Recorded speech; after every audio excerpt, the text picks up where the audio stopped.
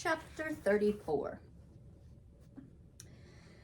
Though Julia could never have brought herself to ask for charity of any sort, when Mr. Pope insisted that she stay with us for the time being, she was clearly relieved. For the next several nights, she and I sat up long past the time when the rest of the household had retired.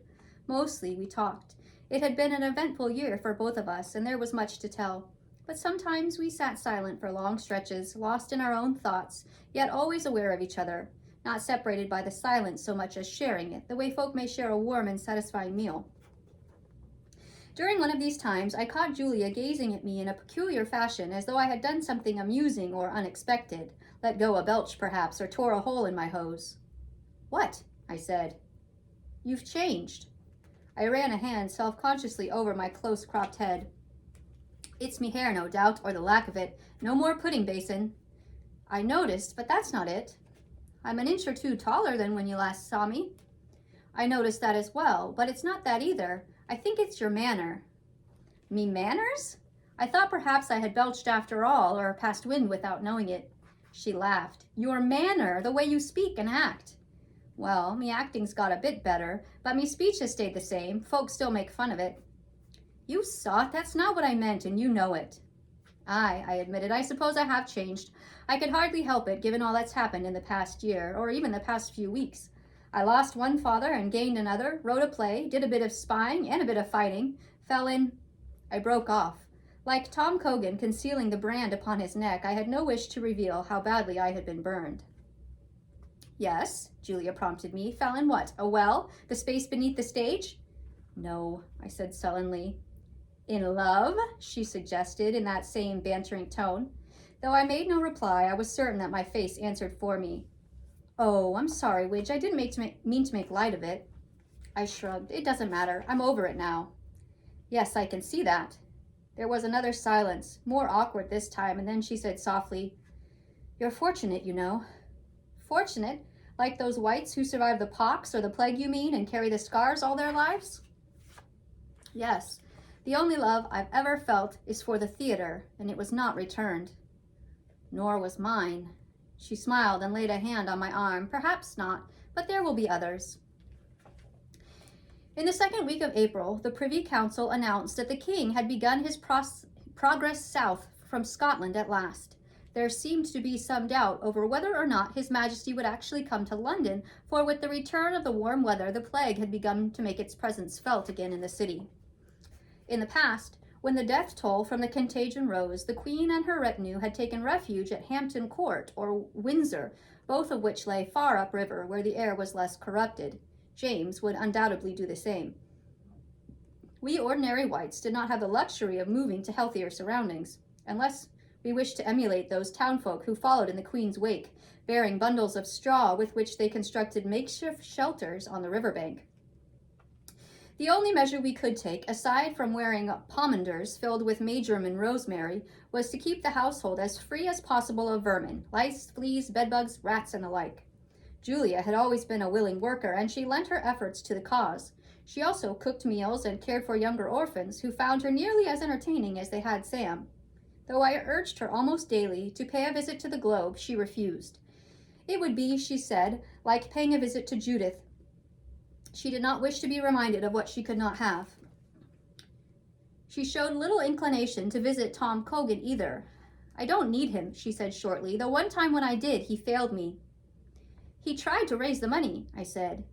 "Yes, the same way he always does, dishonestly."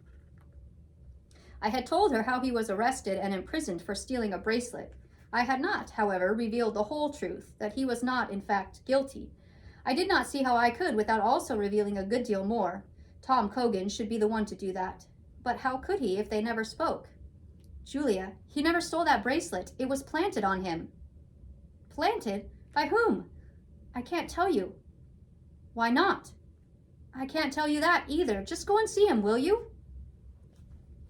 After several days of delaying, she set off at last to seek out Cogan. When the dusk came and she had not returned, I began to regret that I had talked her into going. Alsatia was a dangerous place, and even though Julia had grown up there, she might not be immune from its dangers. I resolved finally that if she did not turn up by Compline, I would fetch Mr. Armin and try to find her, even though it would mean breaking the curfew. Ordinarily, a white could do so with relative impunity, but since the Queen's death, the mayor had doubled or trebled the number of night watchmen in an attempt to quell the riots that had been flaring up in protest of one thing or another. Many of the demonstrators were denouncing the new king, even though they had no notion of what he looked like, let alone how he would rule the country. They claimed that this latest outbreak of the plague was an omen, a clear sign from God that James was not meant to wear the crown. Who was meant to wear it was apparently not so clear. As I was putting Teddy to bed, she said, "I've decided that you may marry Julia if you like." "Oh, you said before that I was to wait for you." "I know, but perhaps you won't want to wait that long, and I wouldn't really mind very much your choosing someone else if it was Julia." A few weeks earlier, such a notion would have seemed to me quite odd, even ludicrous. I had always thought of Julia as a close friend, like Xander or Sam, nothing more. In truth, I believe I still had not quite gotten over thinking of her as a boy. But in the weeks since she had joined our household, I had begun to see her with new eyes. The eyes of James Pope, I suppose, and not Widge, and to feel toward her something more than mere friendship. I could not have given a name to it. I did not seem to be experiencing any of the startling symptoms that Judith Shakespeare had inspired in me. When Julia and I were together, I was comfortable and contented, not dumb and desperate. When we were apart, my thoughts of her were pleasant, not painful, except for now, when I was anxiously wondering what had become of her. I was just about to ask Mr. Pope's permission to go after her when the front door opened and Julia hurried in, eyes wide and breathless. I was so overcome with relief that I came very near to throwing my arms around her. "I'm sorry, James," she said, for she had finally broken the habit of calling me Widge. "I know you must have been worried." "Oh, I wasn't worried," I said. "You weren't? Nay, frantic would be a better word, I wis." She stared at me. "Truly?" "Of course. I was afeard you'd been... well, I don't ken what, exactly, but something dreadful." She took hold of my hand. "I'm glad." "Glad? That I was half out of me wits?" "No, that you should care so much what happens to me." "Did you doubt it?" She smiled. "I suppose not. Come, let's sit. I'm exhausted from outrunning the night watchman." I led her to the library, where Mr. Pope, in his delight at seeing her safe and sound, actually did embrace her. "I have a good reason for being so late, I assure you," Julia said. She paused and lowered her eyes.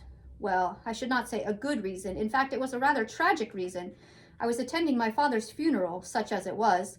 His body, and perhaps a dozen others, were all dumped into a single grave." "Oh dear," said Mr. Pope. "The contagion claimed him?" She nodded. "It's even worse in Alsatia than in the rest of the city." With a weary sigh, she sank into the chair. "It's odd.